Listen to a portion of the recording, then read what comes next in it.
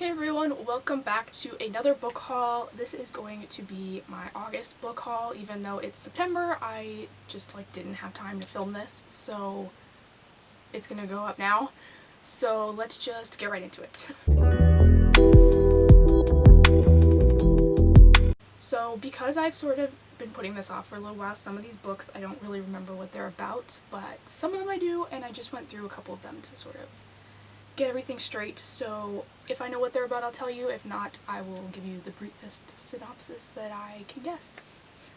So the first book that I got is Summer of Sloan by Erin L. Schneider, and this one I believe is a romance. It doesn't really sound like it is, but it's set in Hawaii, which was literally the reason I bought it, because I used to go to Hawaii all the time and I've never read a book that was set there, so I thought this would be really cool. So that was why I picked this up. I think she gets in a surfing accident, probably because she's got a cast on the cover. And so yeah, I got that one. Next, because it is fall season approaching, I got a couple more thrillers slash murder mystery, I guess, type things to read for September, October. And so the first one I got is Asylum by Madeline Rue, and this is actually a trilogy, I believe. The next one is Sanctum, and I'm not sure what the third one is, but basically this one is about a 16-year-old who moves to a college prep program for the summer, and the dorms that they normally stay in for the summer are closed, so they have to stay in dorms that were formerly a psychiatric hospital, and it just goes from there. This book is actually pretty cool because it's got pictures in it and stuff like that, and so I thought that was pretty cool. I just bought the first one in case it's not really my thing, but if I like it I will probably pick up the next two as well. Next one I got is The Anatomical Shape of a Heart by Jen Bennett. Jen Bennett also wrote Alex Approximately and Starry Eyes, and so I thought I would pick this one up. And this one sounds like a girl who is determined to follow in Da Vinci's footsteps. She's trying to win a scholarship contest, and she meets this guy who is one of San Francisco's most notorious graffiti artists, and I guess he probably just takes her around and whatever. And so I thought that sounded kind of cute. It says some people are worth the risk, and so I got that one. Next I got The Hating Game by Sally Thorne. I actually didn't even read the synopsis for this one. I just picked it up because I know it is talked about a lot on booktube, and also it sounds like it's a hate to love, which is one of my favorite tropes, so I just picked that up because of that. And apparently Brittany liked it, so that's good. Next I got Letters to the Lost by Bridget Kemmerer, and this one I'm really excited about because I think I'm really gonna like it. It's about this girl whose mom has died, and she basically is writing her letters and leaving them at her grave in the cemetery, and there's this boy who's on community service, he has to clean the cemetery I guess at night, or maybe not at night, but whenever he's doing it he's finding these letters and he starts writing back to her, and I think they end up going to the same school, they find out. I think I read that somewhere on the back or something, but that sounds really cute and just a little bit different, and so I'm really excited about this one. Next I got Say You'll Remember Me by Katie McGarry, and this one is another one that I was really excited about. It is about a governor's daughter who basically ends up dating this guy. Well, I guess they end up dating, it doesn't actually say that, but because it's a romance I'm gonna assume they do. And she ends up with this guy named Drix, who is convicted of a crime he didn't commit and is given the opportunity to get back on track with the Second Chance program, the governor's newest initiative to get delinquents off the streets and back into society. And so I guess they end up meeting, and she's the perfect governor's kid, and he's obviously been convicted of this crime, so they probably don't want them together or something along those lines, and so I thought this one sounded really cute as well. Next I got Beautiful Creatures by Cami Garcia and Margaret Stoll, and I know this was really popular a couple years back when it came out probably, but I have never read it. All I know about this is that it has magic in it, and someone that I was watching on YouTube a long time before I even discovered booktube recommended it. And so when I saw it online, I figured I would just pick it up and see if I like it. And if I do, I'll buy the rest of the series and read those as well. The next one is Far From You by Tess Sharp, and this one is a little bit different than what I normally read. It's a little bit darker. It's about a girl who is no, she's not 14. Okay, so she's nearly died twice. Once when she was 14 when she escapes a near-fatal car accident, and then she develops a drug addiction. The second time when she's 17, it's not an accident. Her and her best friend are confronted in the forest by a masked man. Her friend is murdered, and she is sort of like, the blame is pinned on her a little bit, and no one's looking for like this murderer basically, and so she takes it upon herself after her like court-ordered forced stint in rehab. She basically goes looking for the murderer herself, and so this one sounds pretty interesting.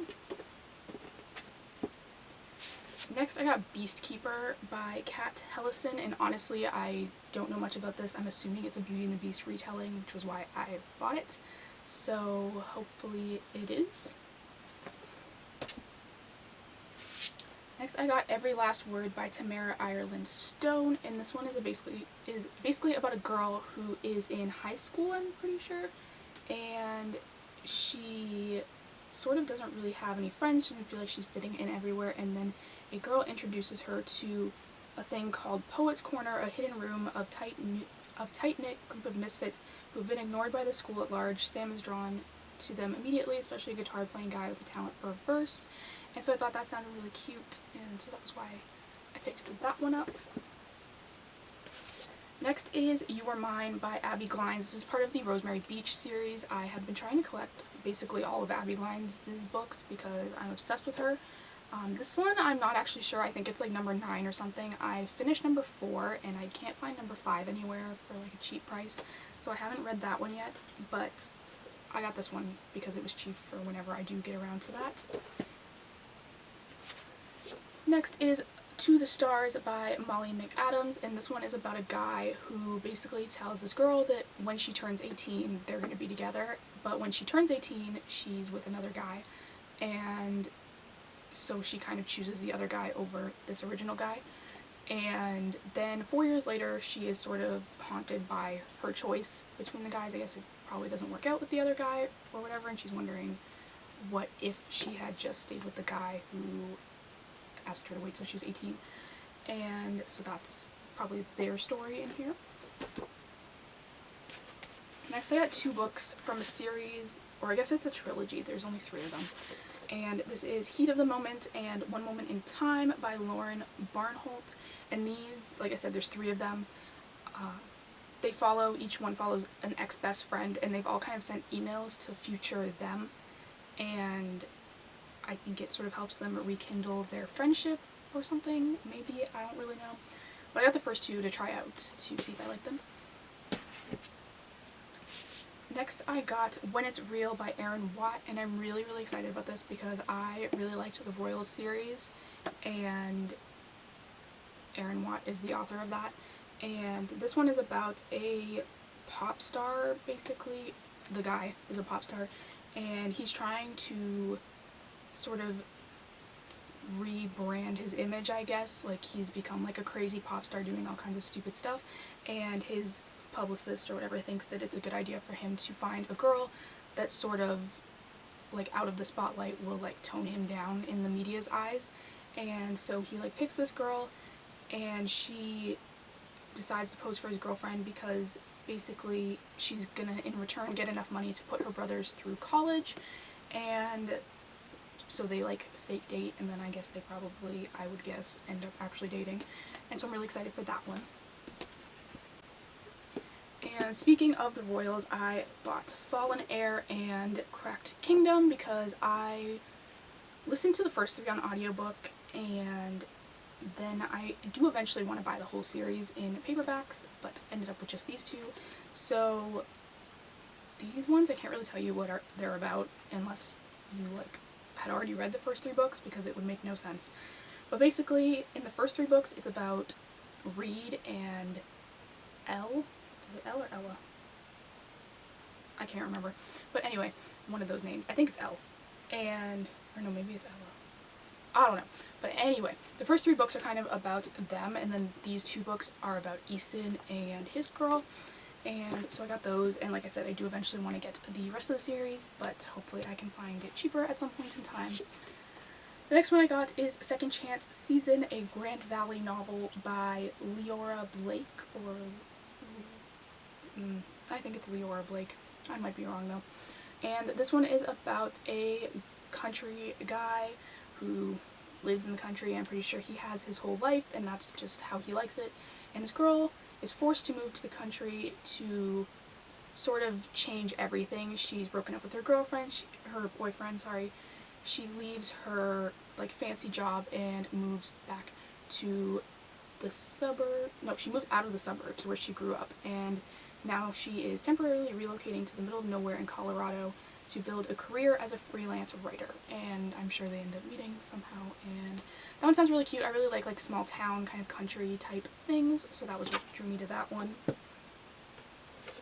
The next one is Losing It by Cora Carmack. I've actually already read this one. It's about a girl who basically, I think it's her last year of college, and she decides she's finally going to sleep with a guy, and she walks in a bar, picks a random guy, goes home with him, and freaks out and ends up leaving, saying she has to go get her cat, and he's kind of like, what the heck? And so she leaves, and basically it turns out that this guy is her like new neighbor, but he's also her college professor, and so the whole rest of the book is kind of just him trying to convince her that like maybe it could work kind of thing. So there's that one.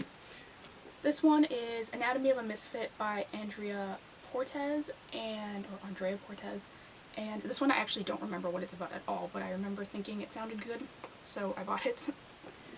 Next I have Always Never Yours by Emily Wibberley and Austin Sigmund Broca, and this one is basically about a girl who every time she dates a guy, right after they date her, they end up finding their one true love, and so she decides she's going to just focus on pursuing her next fling and directing theater, but then she gets cast as Juliet, and she doesn't believe that she's anyone's leading lady on or off stage until she meets Owen, an inspiring playwright who tries to convince her that she should be the star of her own love story. So I guess she always kind of breaks up with them, and they find their like dream girl, and she's just over it, but this guy is gonna like convince her otherwise, and they'll probably end up together, I guess. The next book I got is This Lie Will Kill You by Chelsea Pitcher. This one sounds really, really good as well. Another one that I bought for sort of the fall season. And it says, 1 year ago there was a party. At the party someone died. 5 teens played a part, and up until now no one has told the truth. Tonight the 5 survivors arrive at an isolated mansion in the hills, expecting to compete in a contest with a $50,000 grand prize. Of course, some things are too good to be true. Now they realize they've been lured together by a person bent on revenge, a person who will stop at nothing to uncover what actually happened on that deadly night 1 year ago.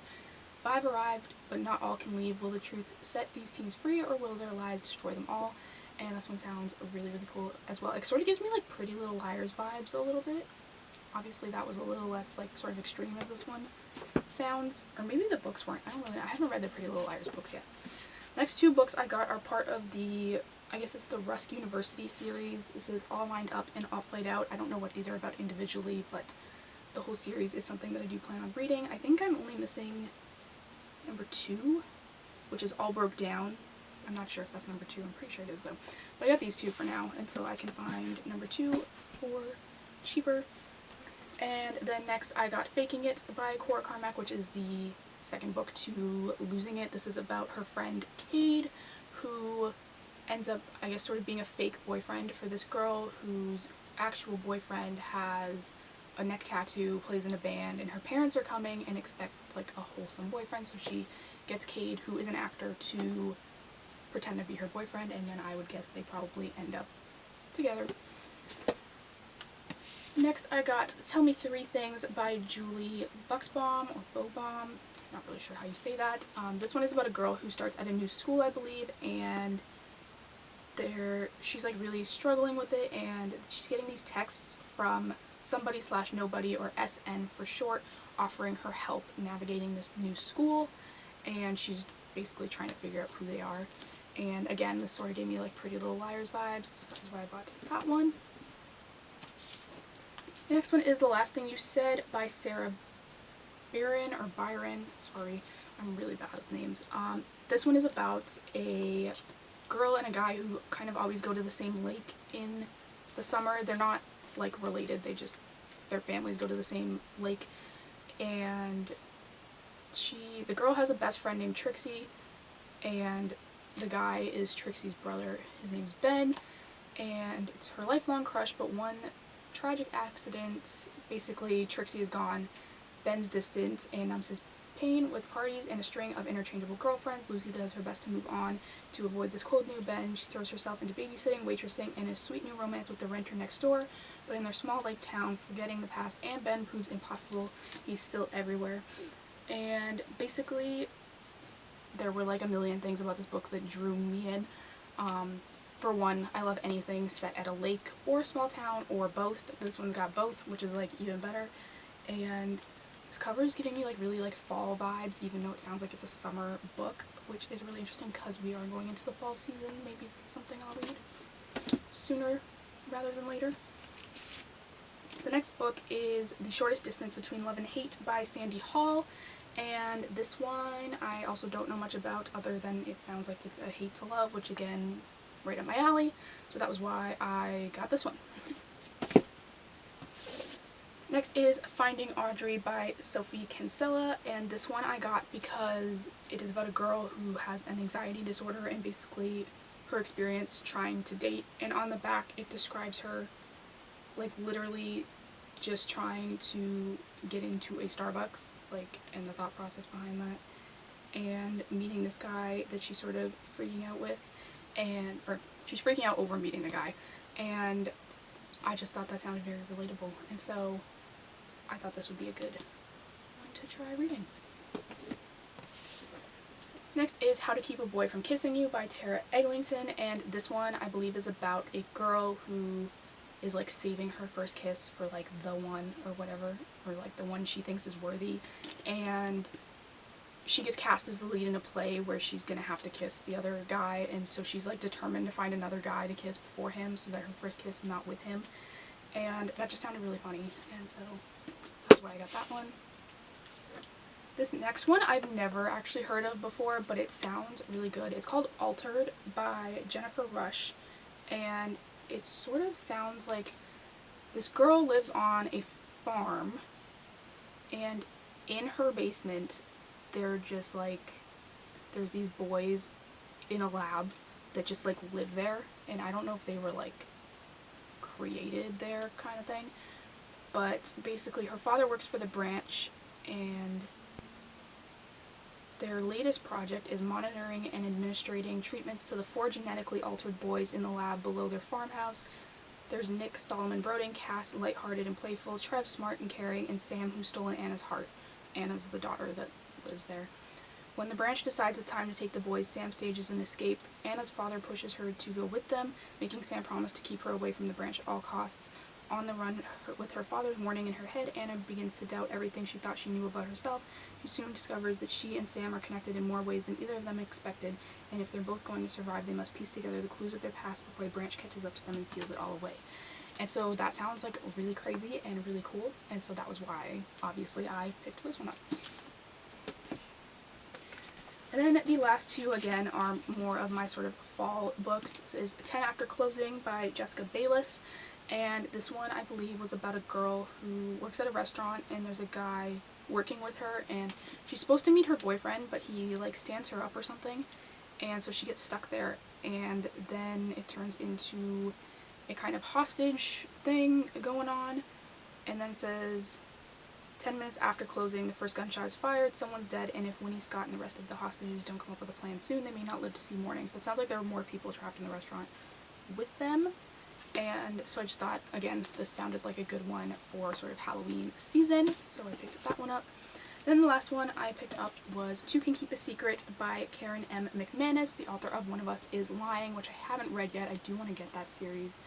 And she also has a new book coming out in December called The Cousins, which sounds really good as well.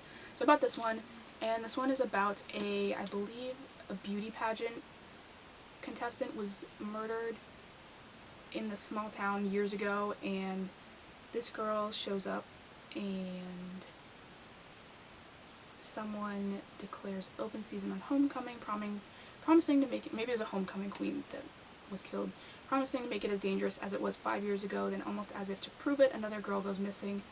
Ellery knows all the secrets. Her mother has them, her grandmother does too, and the longer she's in Echo Ridge, the clearer it becomes that everyone there is hiding something.